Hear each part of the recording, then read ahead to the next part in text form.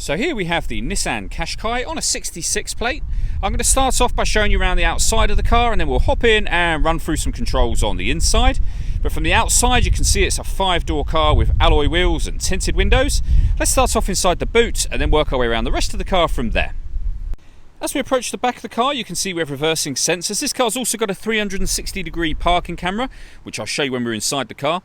Plenty of boot space as well, along with that 60-40 split folding rear seat.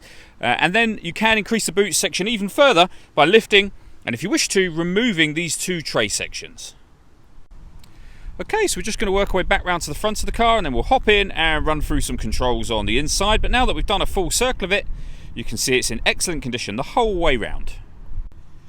Just briefly before we climb in, I think it's well worth seeing the interior from this exterior point of view. There's plenty to run through on the dashboard, so let's hop in and we'll do that right now.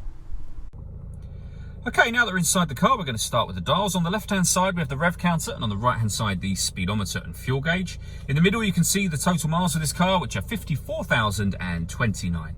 Above that, we have a digital readout for the speedometer. You can change the information that's displayed there for various different setting menus and fuel economy bits.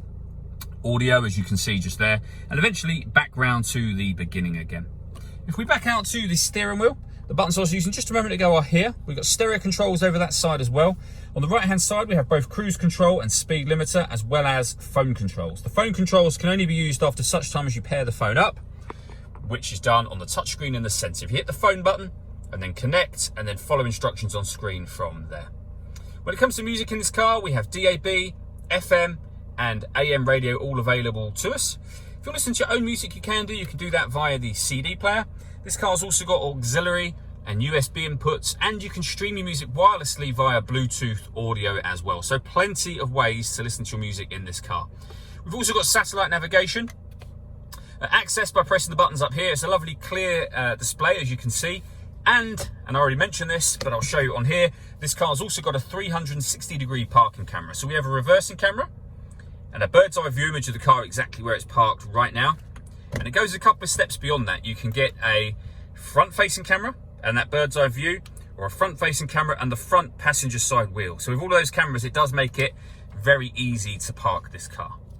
Working our way down, we have dual zone climate control. So you can adjust the passenger and driver temperatures, the fan speed up and down. You can determine where you'd like the air to be distributed once it enters the car. When you're happy with those settings, this button turns the air conditioning on. Or you can hit auto, and the car will take control of the fan speed and the direction of the air to maintain the temperatures that you've asked for. You can override that at any time you wish to.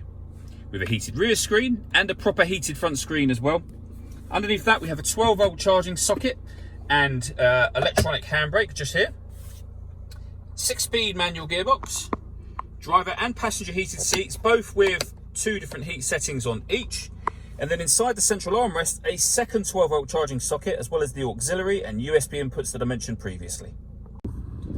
The last thing I wanted to mention is the panoramic glass roof on this car. So you can see the sunblind is closed at the moment. There's a button just here. Give that a push, and that sunblind will open in one go all the way to the back of the rear seats. And as you can see, that lets in a huge amount of extra light. All that leaves me to say is thank you for taking the time to watch this video. If you'd like to come and see the car for yourself and have a test drive, please feel free to give us a call here at Glenbourne's. We'd love to hear from you soon.